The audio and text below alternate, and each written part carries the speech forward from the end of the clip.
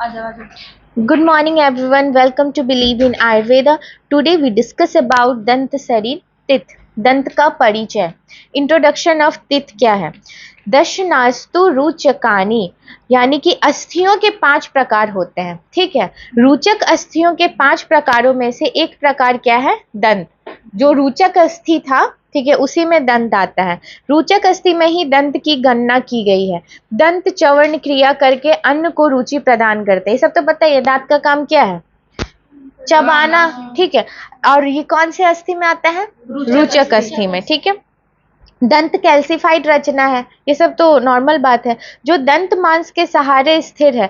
भुक्त पदार्थ को चबाना, जो आप खाए हो उसको चबाना। शब्द के उच्चारण में सहायता करना और चेहरे को आकार देना। अगर दांत झड़ जाता है तो कैसा लगता है बूढ़ा आदमी से, तो चेहरे को एक शेप भी तो देता है।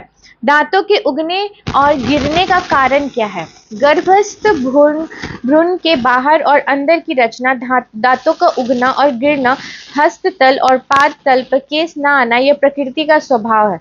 दांत का गिरना, बाल का गिरना, ये सब क्या है? प्रकृति का एक स्वभाव है। ठीक है, दंतो उद्भवन, बच्चों के दांत जन्म लेने से कई मास से पूर्व ही मसूड़ों के अंदर बीज रूप में वर्तमान रहते हैं। बच्चों में पहले से ही क्या होता है? दांत वो बीज रूप में वर्तमान रहते हैं।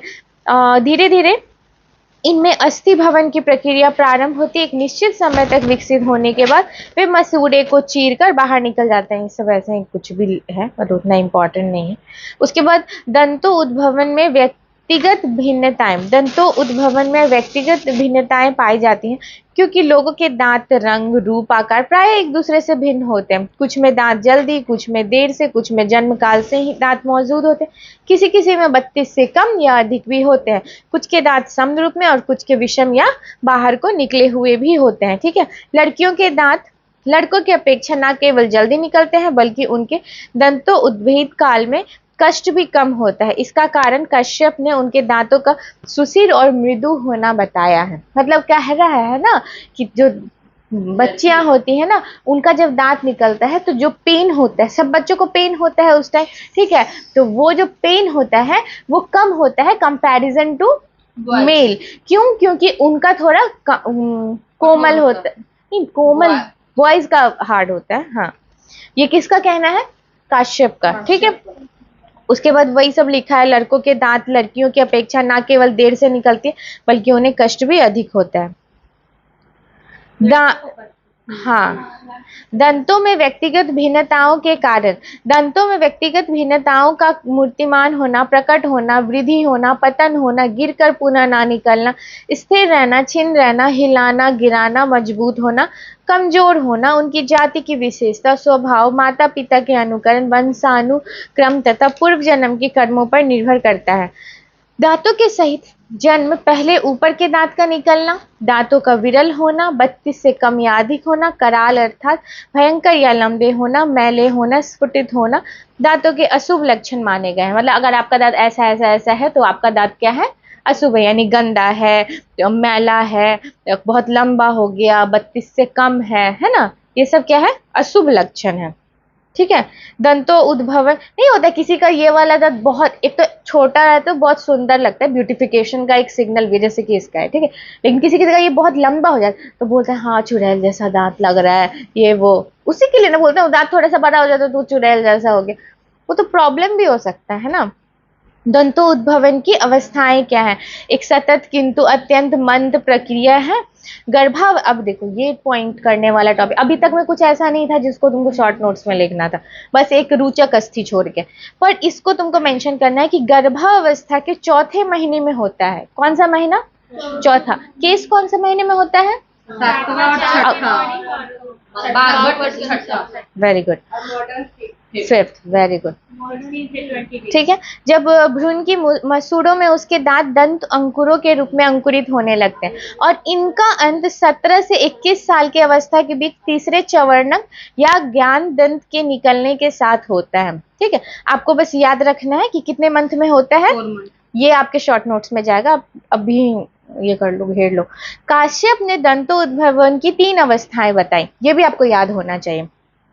निषिक्त होना, मूर्तिमान होना, उद्भेदन होना। गर्भावस्था में ही बालक के मसूर में दंतों अंकुरों के रूप में दांतों के अस्तित्व में आने को निःशक्त होना, मसूरों के अंदर ही अंदर दंत अंकुरों के बढ़कर दांतों का रूप धारण करने को मूर्तिमान होना, तथा मूर्तिमान दांतों के मसूरों का विदीर्ण कर बाहर आने को एक्चुअल इरप्शन कहते हैं। कैसे वो इरप्ट होता है वो तो पता ही है ना, हम लोग किस तरीके से मसूरों को फाड़ते हुए निकलता है, वही सब लिखा है। अब देखिए, अब मेन होगा दांतों के भेद। मनुष्य में दांतों की संख्या 32 होती है, 16 नीचे के जबड़े और 16 ऊपर के जबड़े। ये करे कैल्सीकृत हार्ड कैल्सिफाइड टिश्यू के बने जाते हैं। इन्हें दो वर्गों में बांटा गया है, सकृतजात और द्विज। सकृतजात दांत वो है जो केवल एक बार उत्पन्न होते हैं, ठीक है, उनकी संख्या 8 होती है। द्विज उन दांत को कहते हैं जो 2 बार निकलते हैं, एक बार तो दूध के दांत के रूप में और दोबारा स्थायी। इसको हम लोग परमानेंट और टेम्पररी बोलते हैं ना, उसी तरह यहाँ मतलब एंसेंट में क्या बोलते हैं, सकृतजात और द्विज क्या बोलते हैं, ये सब टर्म याद रखिए, सकृतजात और द्विज, ठीक है। काश्यप संहिता में राजदंत नाम, देखिए वो तो याद है आप लोग को, इंसीजर, केनाइन, प्रीमोलर, मोलर, लेकिन इसका हिंदी नाम याद करो। जो सेंट्रल इंसीजर होता है उसको राजदंत कहते हैं, ठीक है। काश्यप संहिता में राजदंत की संज्ञा दी गई है, ठीक है। इसलिए इनके खंडित हो जाने पर मनुष्य को श्राद्ध करने के योग्य नहीं माना जाता है। दांतों के नाम। ऊपर और नीचे के जबड़ों में दांतों की 2 पंक्तियां होती हैं। इसमें 4 दांत विशेष होते हैं। इंसीजर, जिसको क्या बोलते हैं, कृंतक, केनाइन, रदनक, ठीक है। देखिए आपको फंक्शन पता है, हिंदी में लिख भी लेंगे, बट नाम पता होगा तब ना। अगर एंशिएंट पार्ट दांत का पूछ दिया तो एटलीस्ट ये वाला नाम याद होना चाहिए। इंसीजर को क्या बोलते हैं, अभी याद करो, कृंतक। केनाइन को क्या बोलते हैं, रदनक, ठीक है। प्रीमोलर को क्या बोलते हैं, चवर्णक, और मोलर को क्या बोलते हैं, पश्चात चवर्णक। चलिए बताओ, इंसीजर को क्या बोलेंगे, कृंतक, केनाइन को, प्रीमोलर को, और मोलर को, वेरी गुड। मनुष्य में 32 दांत होते हैं। इनमें 8 सकृतजात केवल एक बार जन्म लेने वाले और शेष 24 क्या होते हैं, द्विज। ऊपर की पंक्ति में के बीच 2 दांतों का नाम राजदंत यानी कि सेंट्रल इंसीजर कहते हैं। इन दोनों के पार्श्व में दोनों और बस्त यानी लेटरल इंसीजर कहते हैं। इंसीजर कितना होता है, हम लोग ऐसे वो क्या बोलते हैं उसको, डेंटल फॉर्मूला निकालते हैं ना, ICPM 2123, और बच्चों का 2102। क्या नहीं होता है, प्रीमोलर नहीं होता है, बहुत अच्छा, प्रीमोलर नहीं होता है, ठीक है। 2 दांतों का नाम राजदंत। आपको बहुत अच्छे से दांत आता होगा, ठीक है, क्योंकि आप डाइजेशन में पढ़ चुके हैं। आपको बस नाम याद रखना है हिंदी वाला थोड़ा थोड़ा। और उन दोनों के पार्श्व में दोनों और बस्त यानी कि लेटरल इंसीजर तथा इनके दोनों और दंष्टा केनाइन होते हैं। शेष तत्पश्चात चवर्णक, स्वरूढ़, हान्वय, मोलर, इनकी संख्या एक जबड़े में 10 होती है। दांतों की उत्पत्ति के प्रकार। Kinds of eruption of teeth. दांतों की उत्पत्ति 4 प्रकार की मानी गई है, सामुद्र, समवृत्त, विवृत्त, दंत संपत्त। क्या क्या, सामुद्रक, समवृत्त, विवृत्त और दंत संपत्त। सामुद्र देखिए, इसमें दांत 6 की अवस्था में होता है और ये बराबर टूटकर गिरते रहते हैं। सामुद्रक में क्या होता है, हाँ।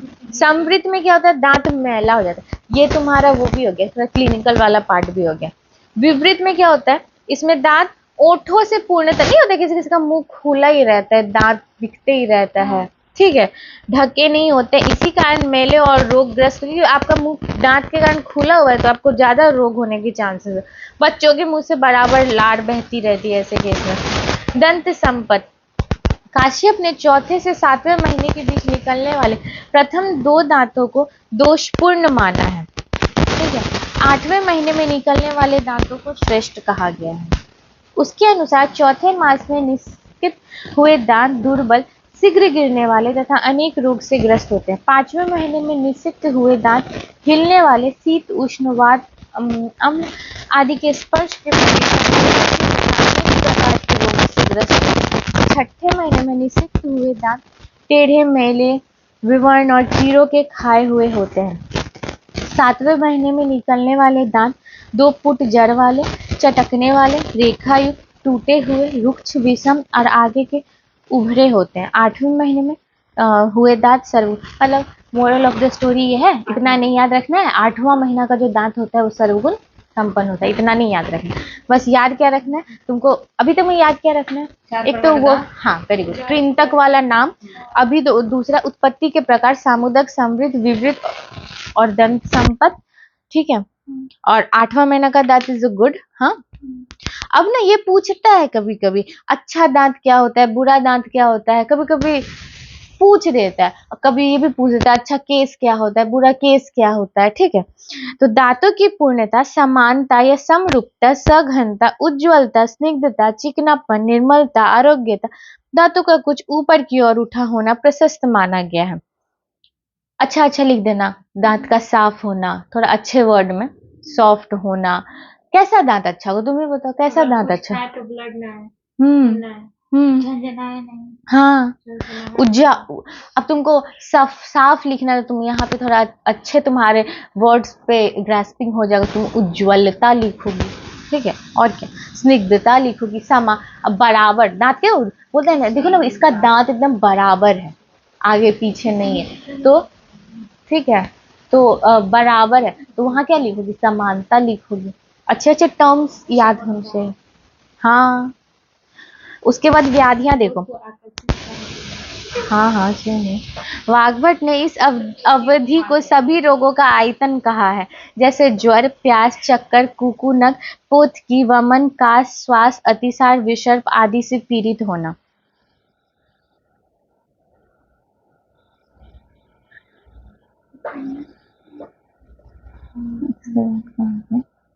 दंत शरीर का क्लिनिकल एस्पेक्ट देखो, विकृत दंत वर्णन, साम अस्थिज प्रदोषज विकारों के अंतर्गत अध्यास्थि अधिदंत। अब देखो तुम ही सोचो क्या क्या हो सकता है, या तो किसी का दांत ज्यादा हो जाएगा तो अधिदंत, पहला क्लिनिकल एस्पेक्ट तुम्हारा क्या है, अधिदंत, ठीक है। दंतसूल क्या होगा, दांत में दर्द होगा, ठीक है। अस्थि भेद, ठीक है, अस्थि भेद मतलब वो बोन का कुछ होता है। अस्थि सूल, अस्थि दांत की विवर्णता, यानी दांत का अलग अलग रंग हो जाना, किसी का काला, पीला। लोम और नख दोष, अस्थितोद, अधिदंत, दंतसूल, अस्थिसूल, केश विकार। क्यों, क्योंकि ये सारा पूरी धरा, हाँ वेरी गुड। समश्रु दोष, कुनक रोग आदि सब क्या है, विकृत दंत विवरण है। दंत रोग में क्या आएगा, दालन, कृमि दंत, कीड़ा लग जाना, दंत हर्ष, ठीक है, भजनक, शर्करा, कपालिका, स्यावंदतक, हनु मोक्ष, इतना नहीं याद रखना है, ठीक है। कृमि दंतक, मूल सहित दांतों का आश्रय लिए हुए वात प्रधान दोषों से, अन्न मल से भरे दांत को, खोखले में मज्जे का शोषण होना या सरने, सीधा सा बात है, सरना गलना, दंत सब। अच्छा ये तो सब किया है। शांगधर के अनुसार बच्चों पर विशेष रूप से निद्रा अवस्था में दांत का खिसखिसाना होता है ना, कट कट कट कट जो करता है, ठीक है, वो दंत सब बोलता है ना, अरे इसको कौन सा बीमारी हो गया, डॉक्टर से किटकिटाते रहता है, कोई कमजोरी है उसको, अलग अलग उसके पीछे का आदमी लगाता है कि ऐसे कर रहा है तो ये बीमारी हो गया, ठीक है बच्चा को। वर्धन, वात प्रकोप के कारण अत्यधिक पीड़ा कारक अधिक दांत उत्पन्न होना, एक्स्ट्रा टूथ वात के कारण बढ़ रहा है। दालन, जिसमें दांत अनेक प्रकार से फट जाते हैं या तीव्र पीड़ा होती है। दंत हर्ष, जिसमें दांत शीत उष्ण स्पर्श को सहन नहीं कर, दंत हर्ष याद रखना, ठीक है। दंत हर्ष मतलब ऐसा लगता है कि दांत अच्छा दिखा रहा है, ठीक है, हाँ हाँ हाँ, सेंसोराइन, जिसमें 13 हो गया दांत। और हर्जुनक, दंत सरकरा, मनुष्य के सरकरा के समान मल जम जाता है। कपालिका, मनुष्य के दांत पर पूर्वोक्त सरकरा के साथ दंत वल्कल उतरने लगता है। श्याव दंतक, दांत रक्त तथा पित्त के प्रकोप से पूर्ण रूप से दग्ध होकर श्याव या नीला हो जाता है, ठीक है। आगे बढ़े, अब स्ट्रक्चर ऑफ टीथ बाकी खत्म हो जाएगा, तो बहुत इजी है, टीथ पढ़ा हुआ है ना पहले से। The teeth are accessory structure, क्योंकि डाइजेशन में टीथ पढ़ लिया है ना हम लोग, पढ़ लो ना। The teeth are accessory structure of the digestive system located in the sockets of alveolar process of mandible और maxilla। mandible कौन से पार्ट को बोलते हैं, ये नीचे वाली और मैक्सिला कहाँ, ये जो दांत सॉकेट्स में जुड़ा रहता है, तो याद है alveolar process of socket. The alveolar process are covered by gingiva or gums. They form part of masticatory apparatus. ये gingiva alveolar process are covered by the gingiva और gums. टिथ का एक वीडियो पहले से भी है यूट्यूब पे, उसमें डायग्राम्स भी दिखाया गया। जिंजिवा और गम्स कवर्ड होता है। जिंजिवा और गम्स पता है किसको कहते हैं? ये जो दांत है और उसके बीच जो पीला पीला नहीं पिंक पिंक दिखता है ना, मांस, उसको जिंजिवा और गम्स बोलते हैं। और इस तरीके से मिला कर, हाँ, इस तरीके से मिला करके ये पूरा क्या हो गया, मास्टिकेटरी अपार्टस हो गया, क्योंकि खाना चबाने में हेल्प करता है ना, इसलिए। देखो types of teeth. In human teeths are replaced by only once. There are 2 sets of teeth, milk और डेसिडुअस टीथ, ठीक है, जो कि 20 इन नंबर होता है। In each half of it जो there are 2 incisor, 1 canine and 2 molar. Permanent teeth 32 teeth होता है। सबको आ गया 32 teeth? In each half of it जो there are 2 incisors, 1 canine, 2 premolar and 3 molar. ये टीथ अच्छे से पढ़ना क्योंकि डाइजेशन में भी हेल्प करेगा। या तो वहां से पढ़ लो या तो यहाँ से पढ़ लो। पार्ट्स ऑफ टीथ का 3 पार्ट होता है, क्राउन, रूट और नेक। इसका डायग्राम भी थोड़ा देख लेना। क्राउन जो दिख रहा है ना, व्हाइट व्हाइट जो दिख रहा है, इट प्रोजेक्ट्स अबव और बिलो द गम। रूट जो एल्वियोलर सॉकेट में फिक्स्ड है, और नेक जो कि क्राउन और रूट के बीच में है, यानी ये, ठीक है, उसको बोल रहे हैं। Structure of teeth. Each teeth is made up of pulp, dentine, enamel, cementum, periodontal membrane और लिगामेंट। डेंटाइन पल्प पहले। It is a loose fibrous tissue containing vessels, nerves and lymphatics, all of which enter the pulp cavity through apical foramen. Simple सा समझो, pulp में तुम short notes में तुम्हारा यही जाएगा कि पल्प जो होता है, देखो पल्प जो होता है वो नर्व वेसल्स से रिलेटेड है, नर्व्स एंड लिम्फेटिक्स से रिलेटेड है, ठीक है। वो नहीं दिखाता है सेंसोरैन के प्रचार में क्या कहते हैं, झंझनाहट, वो जो दिखाता है वो पल्प वाला रीजन ही दिखाता है। Dentine, the greater part of teeth is formed by calcified material containing spiral tubules radiating from the pulp cavity, उसको डेंटाइन कह रहे हैं। जो ग्रेटर पार्ट ऑफ टीथ दिख रहा है तुमको वो डेंटाइन है। Enamel, in the region of crown the dentine is cover much harder white material. देखो कभी कभी क्या होता है, दांत जब झड़ता होगा ना, चोट वोट लगता होगा, तो देखना ना, ये अभी जितना व्हाइट दिख रहा है ना, झड़ जाएगा ना तो उसके अंदर भी व्हाइट ही दिखेगा, लेकिन पीला नहीं दिखता। मतलब पीला भी दिखता है लेकिन वो शाइनिंग खत्म हो जाता है, उसके ऊपर जो कैल्सिफिकेशन है वो खत्म हो जाता है, तो वो उसका क्या कहलाता है, enamel. Cementum, over the root dentin is covered by a thin layer of cementum. It resembles bone structure. It does not have a blood supply. और cementum का कोई blood supply और ना कि nerve supply होता है, ये याद रखना, ठीक है। Periodontal membrane और ligament. It holds the root in its socket. It is modified in periosteum for the both cementum and bony socket. ठीक है। अब ये आगे पढ़ा देंगे eruption of teeth, ठीक है। Thanks for watching.